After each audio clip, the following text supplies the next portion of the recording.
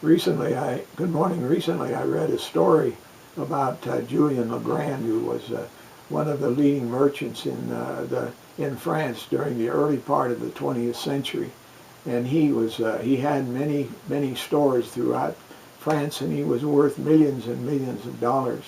But it turned out that, like sometimes happens in business, your cash flow isn't as good as it needs to be, and it turned out that Mr. Legrand needed $100,000 to tide him over with some special costs that were coming up almost immediately. So he went out to the banks and he asked the banks for $100,000, and none of them had any of it to give to him. He went to all his friends, and his friends didn't have any money to loan him, and he was just beside himself, and he was sitting in his office, and he was very blue, and he's thinking, you know, I've been working 40 years building this great business, and now it may go down because I need just $100,000.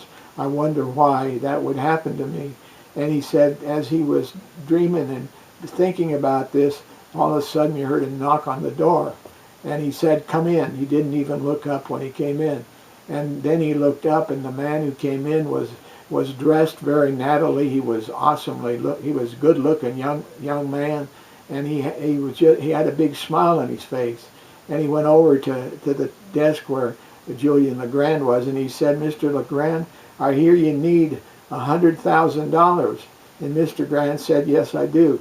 He said, well, if you'll write me a note for a year, I'll loan you $100,000 with no interest for a year if you'll just write me your note, and it'll be in the bank tomorrow. And Mr. Legrand, he couldn't understand it. And he said to the man, he said, who are you? And the man said, well, you wouldn't know me if I gave you my name. But he said, many years ago, you were Secretary of Education for France. And I was going to school here in France, and I was a very poor boy, and we were going to sit our exams. And when it came time to sit our exams, you came to be a part of that, and you listened to our talks when we gave them. And after the talks were over, I expected that you would go to some of the other rich boys because I was a very poor boy, but you didn't go to any of them. You came to me, and you looked at me, and you put your hand on my head, and you lifted my head up so you could look into my eyes, and you said, you know, boy, you can do better than this. You can do anything you want to do. Just remember that you can do better than this. Whatever it is you do, you can always do better than this. And he said, I finally grew up and I went to America. And when I got to America, I started doing business. And as I did business, each time I would do something, I'd hear your voice say to me, you can do better. You can do better. And I kept working hard, and I kept working hard. And I've become a very rich man.